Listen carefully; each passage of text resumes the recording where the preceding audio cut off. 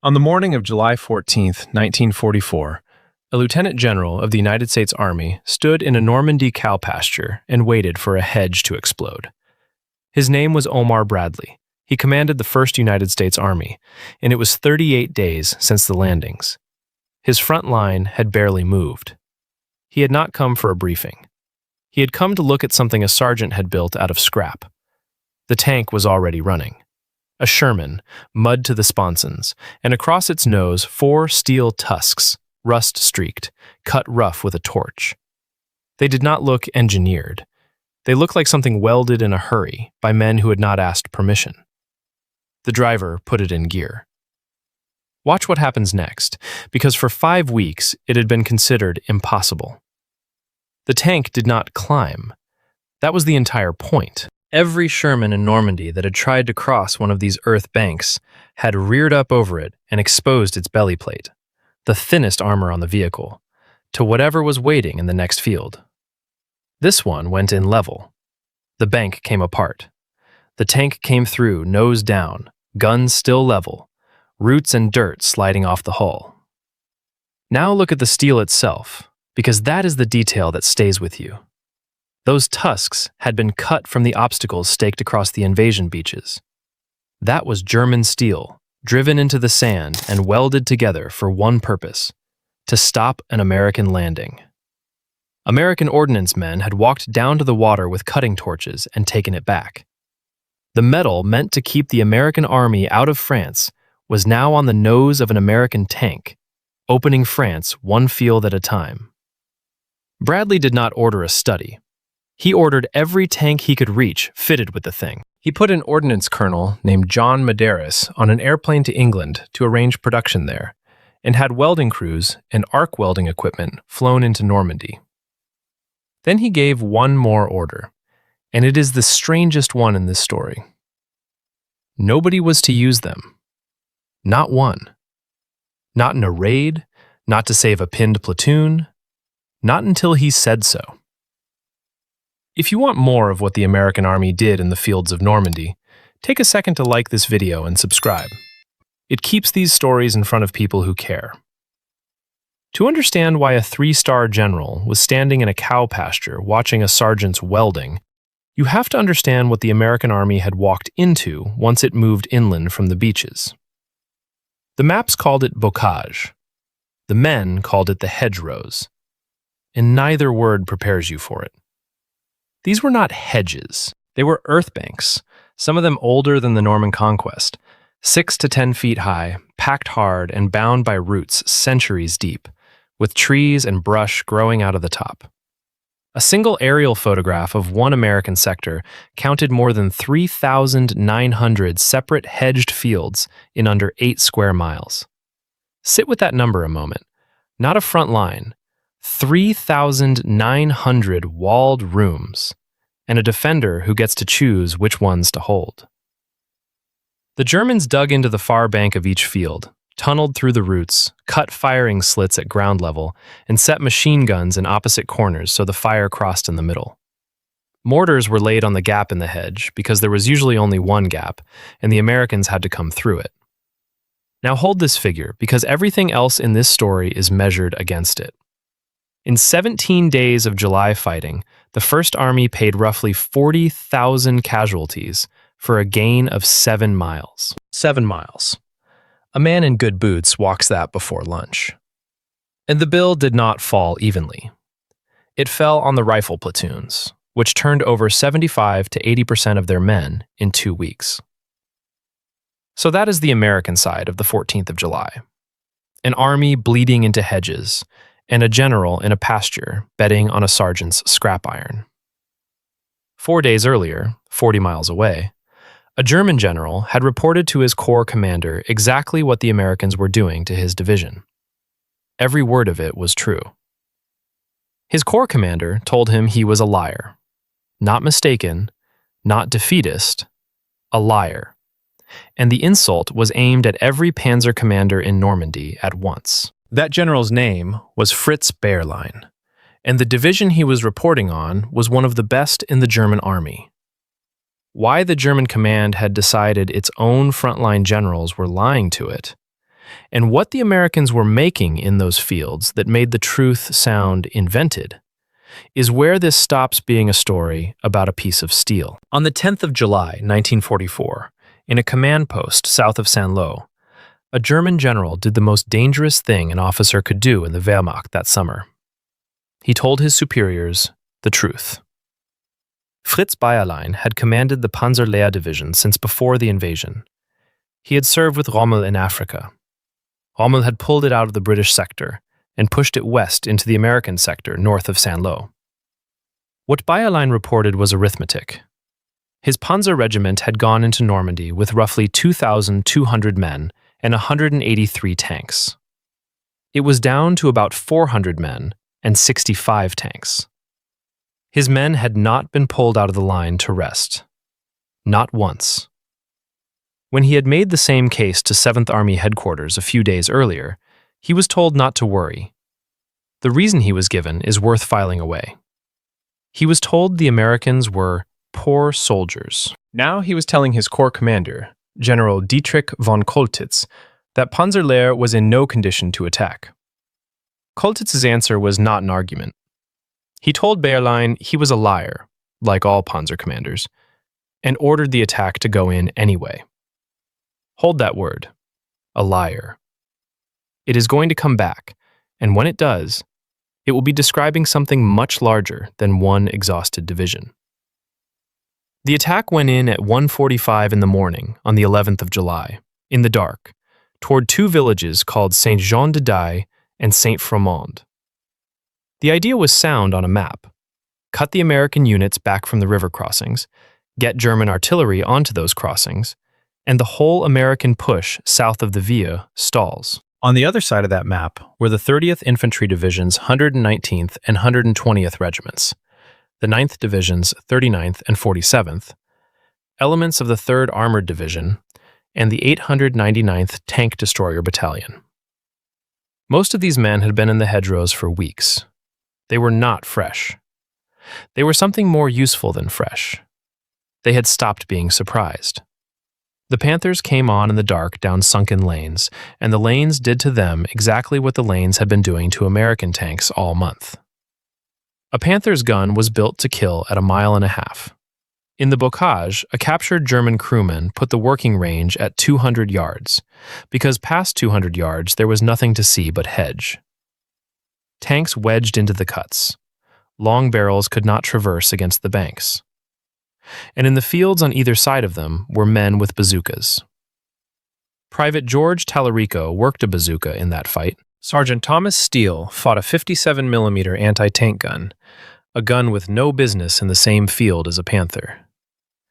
Sergeant Herschel Briles was out there with the tank destroyers of the 899th.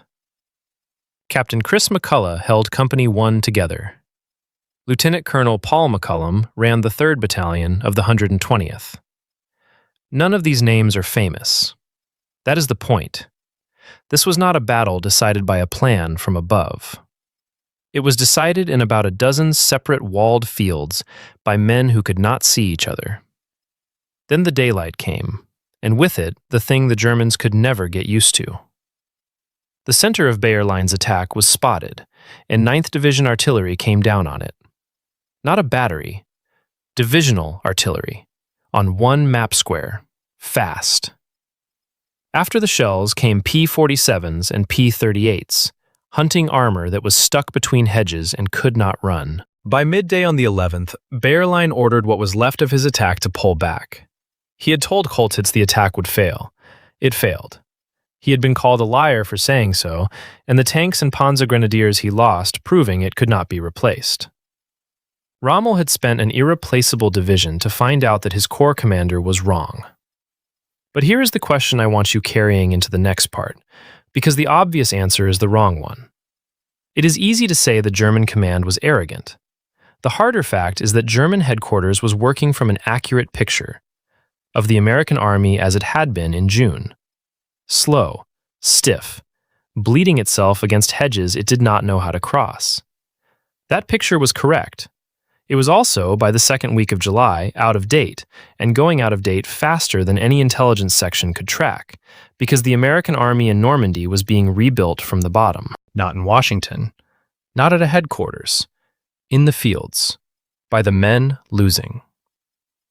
And the first piece of that rebuild was not a weapon at all. It was a field telephone, scrounged and bolted inside an empty ammunition box on the back of a tank. And of everything the Americans made in those fields, it may have killed more Germans than the steel did. Go back 4 weeks from Bayerlein's failed attack, to the middle of June, in the fields behind the invasion beaches. Ask a tanker what he thought of the country he had landed in. William McFadden of the 749th Tank Battalion put it plainly. That was no country for tanks. And then he added the sentence that explains the next 8 weeks of the war. We never trained with infantry. Always tanks against tanks. Picture what that means in a hedgerow field. The tank is buttoned up. The driver sees the world through a slit the size of a mail slot. The commander cannot open his hatch because there is a machine gun in the far bank waiting for exactly that. 10 yards behind the tank is an infantry squad that can see the German position perfectly, can see the muzzle flash, and has no way on earth to tell the crew. So they did it the only way available. A man got up, ran forward through fire, and beat on the hull with a rifle butt, or climbed onto the back deck, under fire, and shouted at a closed hatch. Men died doing that.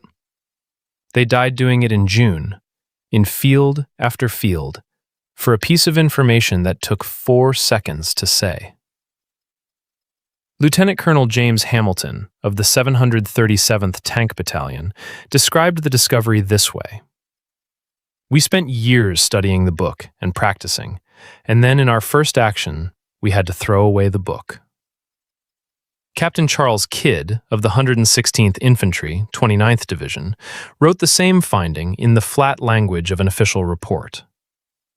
Initial operations in Normandy indicated that insufficient training had been conducted in infantry-tank cooperation.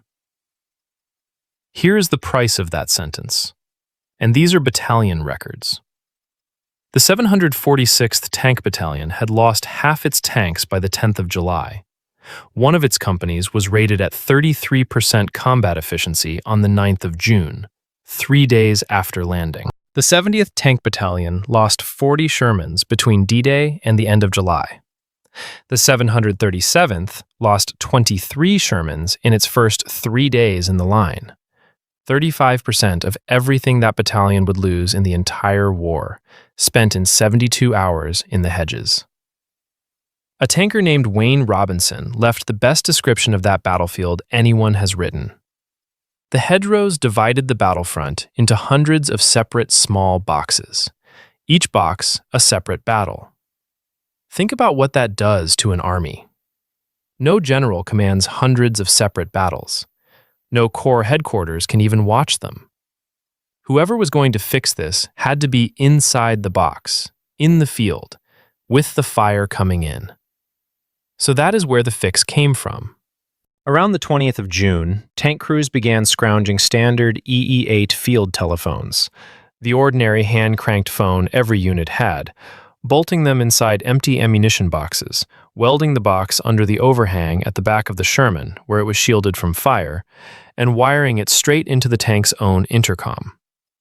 Now the infantry squad leader crouched behind the tank, picked up a handset, and talked to the commander sitting inside the turret. Corporal Jack Boardman, Company B of the 741st Tank Battalion, remembered what came through that handset. A squad leader, flat on the ground somewhere behind him, yelling, "We're getting heavy fire from the left corner. Hit 'em! Hit 'em!" That is the whole invention. A man who can see, talking to a gun that can kill in the same second, without either of them standing up. In June, that exchange cost a runner's life. In July, it cost a phone call. And notice how it spread, because this is the part that matters. It was not an order. There was no directive from above. It moved sideways, battalion to battalion, the way a rumor moves. Some units had phones by late June. The 749th did not get them installed until the 22nd and 23rd of July. One battalion, the 712th, did not have them until February of 1945. Other units solved it differently. The 745th borrowed radio sets on the 18th of July. Another parked a light tank at an infantry battalion command post to act as a switchboard. Now, put yourself in a German intelligence section trying to describe that enemy. You cannot. There is no document to capture, no order to intercept, no schedule to predict. The American Army was changing in 100 places at once, at different speeds, and none of it came down from the top. But a telephone only tells a tank where to shoot. It does not get the tank into the next field. That problem, the bank itself, was about to produce an arms race inside the American Army, and the first entries in it were iron pipes, 20-second fuses, and a great deal of explosive. By the end of June, the American Army in Normandy had settled on an answer to the bank, and the answer worked. That was the problem with it. Combat engineers went forward with the infantry, packed explosive against the base of the hedgerow, and blew a hole in it big enough for a Sherman. It was reliable. It was also expensive in a way that could not be sustained. Every field cost charges, and a division attacking through bocage crossed dozens of fields a day. The demolition supply coming across the beaches was being eaten faster than it landed. But the cost in explosive was not the worst of it. Remember what was already laid on the gap in the hedge. The moment engineers blew a hole, they told every German mortar crew within 2 miles precisely where the Americans would appear, and roughly when. The hole was an announcement. Men went through it into fire that was already falling on the spot they were standing in. So the fixing started. The 747th Tank Battalion, the outfit that had been fighting alongside the 29th Division since the day after the landings, welded iron pipes, 4.5 feet of them, to the final drive housings on the nose of 13 Shermans. The tank drove straight at the bank and punched 2 holes in it, the way a punch goes through a can lid. Engineers ran up, shoved the charges into the ready-made holes, and blew. No digging under fire. The tank did the dangerous part. And the tank was armored. The 743rd took it further and turned it into choreography. 3 holes blown at once, not one. 3 separate doors into the same field, so the German gunners had to choose. 20-second fuses. And on the signal, which was the tank's own siren, everything went through at the same moment. Tanks, infantry, engineers, all of it, inside the 20 seconds before the enemy could react. The 737th worked out its own version of the same rush. Nobody at Army headquarters had written any of this. Meanwhile, every other unit in Normandy was building something. Tank battalions had a handful of bulldozer tanks, roughly 4 in a battalion of 70, and a dozer blade is slow and enormous and draws anti-tank fire like a flare. The 79th Infantry Division had a hedge-cutting device working by the 5th of July. The 2nd Armored built a set of prongs the men called the salad fork. Units in 5th Corps produced brush cutters and something they called a green dozer. This was an arms race, and it was happening inside one army, against one hedge, in a dozen places at once, with nobody coordinating it. Which brings us to a sergeant in the 102nd Cavalry Reconnaissance Squadron, a New Jersey National Guard outfit that still called itself the Essex Troop. Curtis Cullen was 29 years old, from Cranford, New Jersey. He was sitting in one of those pointless arguments soldiers have when they are tired and stuck. This one about the hedges. When a soldier the others remembered only as Roberts, a man from Tennessee, said the obvious stupid thing. Why don't we get some saw teeth and put them on the front of the tank and cut through these hedges? The others laughed at him. Cullen did not. He went and got the steel, not requisitioned, recovered off the invasion beaches from the obstacles the Germans had planted to stop the landings, cut apart with torches. He welded 4 blades to the nose of a tank and took it into a field to see what would happen. Now, compare it to everything else in the race. The ramrods still needed engineers and explosive and a pause. The dozers were too few and too visible. The cutter needed none of that. No charge, no fuse, no waiting, no announcement to the mortar crews. The tank became its own door, and it kept its nose down while doing it, which meant the belly plate never came up into view. Ask any crew that had ridden up over a bank and waited to be hit what that was worth. The hole appeared where the tank chose, not where the enemy expected it, and it appeared without a sound louder than an engine. On the 14th of July, a lieutenant general drove out to a pasture and watched it work. You already know that part. But the demonstration is not the answer to the question this video is asking, and I want to be honest with you about that now rather than at the end. A good idea in a field is worth nothing. Armies are full of good ideas that died in fields. What matters is what happened in the 11 days between that pasture and the 25th of July.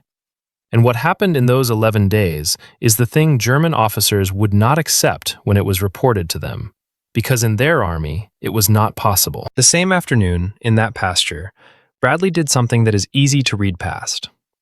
He did not send it to a board. He did not order a trial program, or a comparison against the other devices, or a report by the 1st of August. He watched one sergeant's tank go through one hedge, and he decided, standing in the field, that his army would refit around it. Then he started moving people. An ordnance colonel named John Medeiros was put on an airplane to England to set up production in the depots there. Welding crews were flown into Normandy. Arc welding equipment was flown into Normandy. Stop on that for a second, because it tells you what kind of army this was. In the middle of the most congested logistics operation in history, the First Army spent air transport on welders. Now the numbers, and I want you to hear them against the calendar. In the first 48 hours, First Army ordnance men produced nearly 300 hedgerow cutters. 2 days. Within a week, 3 of every 5 tanks in the 1st United States Army had one bolted to the nose. Around 60% of an army's armor, refitted in the field, in 7 days, from a design that had not existed a fortnight earlier and had never been drawn by an engineer. In the 2nd Armored Division, the figure ran near 75%. The raw material never changed. Crews kept going down to the water with torches, cutting up the Atlantic wall. Then there is the order I called strange in the first part of this video. And now you can feel the weight of it. Not one of those tanks was allowed to use the cutter. Not in an attack, not in a raid, not to reach a squad pinned in a field. Bradley had decided that the first time the Germans saw this, it had to be everywhere at once, which means that for 11 days, American crews carried the answer to the hedgerow bolted to the front of their tanks and went through the gaps anyway and took the mortar fire that was waiting in the gaps. Some of those men were killed, carrying a solution they were forbidden to use. While the welders worked, something bigger was happening a few miles away, and it had nothing to do with steel. The 2nd Infantry Division had already tried to take a piece of high ground called Hill 192 in June, and had been thrown off it. So the division pulled back behind its own front line and built a school.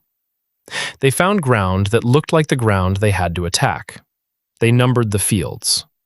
They put infantry, tanks, engineers, and artillery through the same drill 3 separate times, with the tank telephones mounted until every man knew which field he entered, in what order, and who was shooting where. On the 11th of July, at 6 in the morning, Company E of the 38th Infantry stepped off against the western slope, and the rest of the regiment followed half an hour later, with tanks of the 741st, a company of the 2nd Engineers, and a company of the 81st Chemical Mortar Battalion.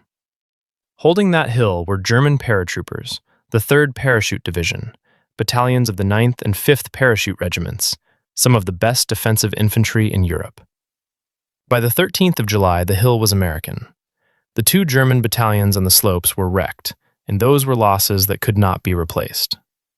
The same days, the 29th Division's 116th Infantry pushed towards Saint-Lô behind the ramrod tanks of the 747th and its 2nd Battalion's advance was credited directly to tank infantry work that would have been impossible in June. On the 18th of July, a task force under Brigadier General Norman Cota took St. Lo, and between the 18th and the 22nd, the 743rd Tank Battalion sandbagged every tank it owned against German anti-tank rockets, another fix nobody ordered, which the Army kept doing for the rest of the war. So count what the First Army had by the 24th of July. A cutting tool on 60% of its tanks that had never been used in action. A telephone on the back of a tank that no manual described. A rehearsal method invented by one division and copied by others. None of it had come from a headquarters. All of it had come from men who were losing, and who kept changing the way they fought until they stopped losing. Across the hedge, the German line was still built on one assumption. It was true on the 6th of June, true through all of June, and true for most of July. And every defensive plan west of St. Lo rested on it. On the morning of the 25th of July, it was still there in the orders. What that assumption was, and the hour it stopped being true, is where this turns. Here is the assumption. German doctrine looked at the bocage and drew the correct conclusion. This is not tank country. Armor belongs somewhere else. In the hedgerows, infantry divisions do the work, dug into banks that are already fortifications, and the armor is held back for ground where it can move and shoot. And because a tank cannot cross a hedgerow bank, a tank has to use a gap or a road. So you cover the gaps, register your mortars on them, and put your anti-tank guns where the roads run. The whole defense hangs on one sentence. We know where their armor has to come. And I want to be fair to the men who wrote that plan, because it was not stupid. It was true. It had been true since the 6th of June. The Americans had proved it true themselves, at a cost of roughly 40,000 casualties for 7 miles. Every burned Sherman sitting nose up on a bank was evidence for the German plan. But every defensive plan in the history of war has the same weakness, and it is not in the plan. It is in the calendar. A plan is built on how the enemy fought last month. The only thing that keeps it alive is a steady flow of accurate reports from the men at the hedge, telling headquarters the day the enemy changes. That flow is the nervous system of an army. Now ask what was happening to that flow in Normandy in July of 1944. A division commander reports his regiment is down to 1/5 of its strength and is told the Americans are poor soldiers. The same commander reports his division cannot attack and is told by his corps commander that he is a liar, like all panzer commanders. Further up, General Hauser of 7th Army ignores an order to pull his armor back. He relieves the division commander, von Schwerin, for holding an attack order back from his own subordinates. Field Marshal von Kluge warns that the front is coming apart, and on the 31st of July says simply, "It's a madhouse here." And above all of them sits a man in East Prussia whose explanation for the collapse is that Kluge wanted the attack to fail. Look at what that does to an army as a machine. Not morally, mechanically. If reporting the truth gets you called a liar or a defeatist, then the truth stops moving upward. The men at the hedge still know. The corps and the army group get a version. And the plan on the map goes on, describing an enemy that no longer exists, month after month, because nobody can afford to say the word that would change it. Now hold that against the other army, in the same weeks, in the same hedges. Years later, Eisenhower described the chain out loud. There was a little sergeant, he said. His name was Kulin, and he had an idea. And the idea was brought to the captain, to the major, to the colonel, and it got high enough that somebody did something about it. And that was General Bradley. And he did it very quickly. That is the whole difference in one sentence, and it is not about courage or equipment. In one army, information traveled up and came back as action in 11 days. In the other, information traveled up and came back as an accusation. On the morning of the 25th of July, 1944, the Americans opened Operation Cobra west of St. Lo. Bradley had timed everything in this story for that one morning. The odds on that stretch of front were 19 American divisions against 9 German ones, and somewhere near 750 Shermans against 110 German tanks. Then the bombers came. Heavy bombers, in a stream, on a strip of ground a few thousand yards wide. And underneath that strip was Panzerlehr, Bayerlein's division, the one whose commander had been called a liar for describing exactly this, still holding the sector it had been ordered to hold. And that same morning, for the first time in 11 days, the order came down releasing the cutters.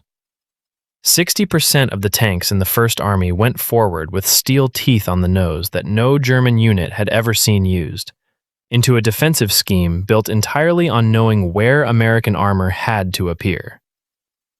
What happened in those fields that day did not fit anything on a German map. Tanks in fields where no gap had been blown. Tanks arriving from directions that had no road. Positions taken from behind, by armor that should have been funneling down a lane into an 88. None of it fit the map. And when Bayerlein was finally asked to explain what had happened to his division, he gave an answer that is one of the coldest sentences any officer produced in that war. And headquarters did not believe that one either. The bombing ran for roughly an hour, and it did to Panzerlehr what heavy bombers do to a division dug into a strip of ground a few thousand yards wide. But the bombing is not what this story is about. What mattered came next, on the ground, in the fields. American armor went in with the cutters released. Where a hedgerow appeared, the tank did not stop and wait for engineers. It went through, made its own hole, and kept going. In places, the tanks ran ahead of their own infantry, punching openings faster than the German defense could shift men to cover them. That is the mechanical fact of the 25th and 26th of July. The defenders were being asked to plug holes that appeared where no hole had ever appeared before, at the speed of a tank engine rather than the speed of a demolition party. On the 26th of July, at Panzerlehr's forward headquarters near a village called Dangi, an officer arrived from Field Marshal von Kluge's staff with a question from above. How was the division holding? Bayerlein answered him. Everyone is holding out. Everyone. My grenadiers and my engineers and my tank crews, they're all holding their ground. Not a single man is leaving his post. Not one. They're lying in their foxholes, mute and silent, for they are dead. And then, you may report to the field marshal that the Panzerlehr division is annihilated. 49 days after it entered the fight, the division was gone. And notice the shape of this, because it is the same shape as the 10th of July. The man reports exactly what has happened. The report is accurate. And upward from there, the accuracy makes no difference. The explanation being assembled at the top was that generals were failing on purpose. Now I owe you something because this is the point where most tellings of this story cheat. The hedgerow cutter did not win the breakout. Martin Blumenson, who wrote the United States Army's own history of the campaign, judged that the device restored mobility inside the hedgerow country, but was of little tactical value in the breakout itself. Because once the line cracked, the tanks moved on roads, not across fields. Stephen Zaloga, the best-known historian of American armor, argues the cutters were neither as widely used nor as decisive as the legend says. I think they are right, and I think it makes the real story better, not worse. Because if the steel was not decisive, then look at what the 11 days actually prove.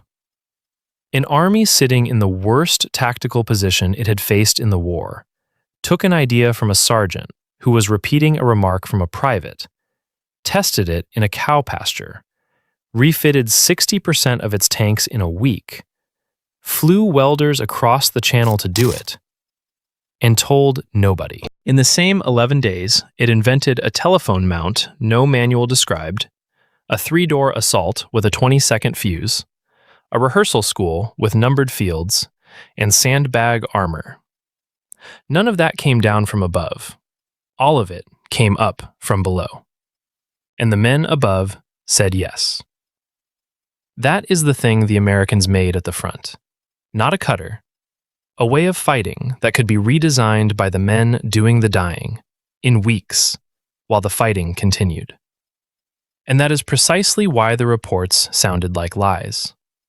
In the German system, an enemy that changes its method in 11 days is not a fact. It is what a beaten officer says instead of admitting he failed. A true report and an alibi looked identical from a headquarters. So the true one was treated as the alibi, all the way up, until there was nothing left to report with. The consequences came fast. Army Group B's own weekly reports concede that losses to American air and artillery were so heavy that no new defensive line could be built. Within days, the American front was through and running south. By the 7th of August, German divisions were describing themselves in their own paperwork as split up into small groups, men drifting eastward without supply and without leadership. So the question in the title has an answer now, and it is a strange one. The thing the Americans built in those fields was not made of steel at all, and the Germans who refused to believe in it were not stupid men. They simply could not picture an army that would let a sergeant redesign it.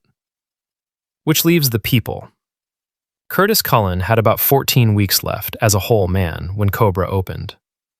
What happened to him in a forest on the German border in November, what the Army did with his name afterward, and what happened to the soldier from Tennessee who actually said the sentence that started all of it, that is the last part of this story. And it is not the ending you would write. Go back to the pasture one more time. The 14th of July, 1944, a Sherman with 4 pieces of German beech steel on its nose, a general standing in the grass, and a 29-year-old sergeant from Cranford, New Jersey, watching a man with 3 stars decide that he was right. Curtis Cullen got 111 days out of that summer. On the 2nd of November, 1944, in the Hurtgen forest on the German border, he stepped on an anti-personnel mine. It shattered his left leg. As he went down, he set off a second one, which tore his right thigh. He kept the second leg. He lost the first. He came home with the Legion of Merit. In 1945, he married Bernice Enright. He sold liquor for a living, worked out of New York, and did not spend the rest of his life being the man who solved the hedgerows. He died on the 20th of November, 1963, in Greenwich Village. He was 48 years old. He is buried in Westfield, New Jersey, and there is a memorial to him in Cranford, outside the municipal building, which most people who walk past it do not stop to read. 2 years before Cullen died, on the 10th of January, 1961, 10 days before he left the presidency, Dwight Eisenhower stood in front of a room of mechanical engineers and told them about him. There was a little sergeant, he said. His name was Cullen, and he had an idea. Eisenhower walked them through the chain, to the captain, to the major, to the colonel, until somebody did something about it. And then he said this: the biggest and happiest group in all the Allied armies that night were the ones who knew that this thing worked. And it worked beautifully. Now the man who actually said it, Roberts, a soldier from Tennessee, in a bull session in a field, saying the obvious thing that everybody laughed at. Nobody wrote down his first name. Nobody found him afterward. There is no memorial, no citation, no grave anyone visits for this. The idea that reorganized the armor of an entire army came out of the mouth of a man history could not identify. And honestly, that is the most accurate monument this story could have. It happened at the bottom. It happened among men whose names nobody was recording.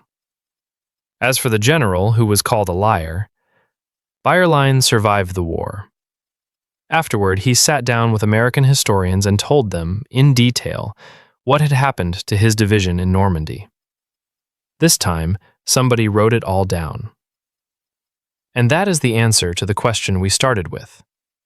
What the Americans made at the front in the summer of 1944 was not a piece of steel welded out of the Atlantic Wall. It was an army that would take a correction from a private and act on it in 11 days. The Germans called the reports of it lies because in their army, That is what such a report would have been. Think about what it cost to build that. It was paid for in the gaps. It was paid for by the runner who ran forward through fire to bang on a hole with a rifle butt, so a tank commander would know where the machine gun was. It was paid for by the crews who spent 11 days in July with the answer bolted to the front of their tanks, forbidden to use it, going through the same registered gaps as before. 40,000 men in 17 days, for 7 miles. And out of that, a working method the rest of the war was fought with. Nobody handed them that. They made it themselves, in the field, while it was happening to them. And they are not abstractions. Jack Boardman with a telephone handset in his hand. George Tallarico with a bazooka in a hedge at Le Désert. The men of the 38th Infantry walking numbered fields behind their own front line so that when they finally went up Hill 192, they would not have to learn it under fire. A sergeant with a cutting torch on a beach, taking apart the wall that was built to stop him and turning it into a door. Thank you for staying to the end of this one. If it was worth your time, a like helps. It pushes the story to people who care about what the American soldier did in Normandy. Subscribe and turn on the bell if you want the next one. And tell me 2 things in the comments. First, where you're watching from. Second, if your father, your grandfather, or your uncle served in the Second World War, put his name and his unit down here. The G is, in this story, kept fixing things nobody had ordered them to fix, and the men who served alongside them deserve to have their names typed out somewhere. I read them.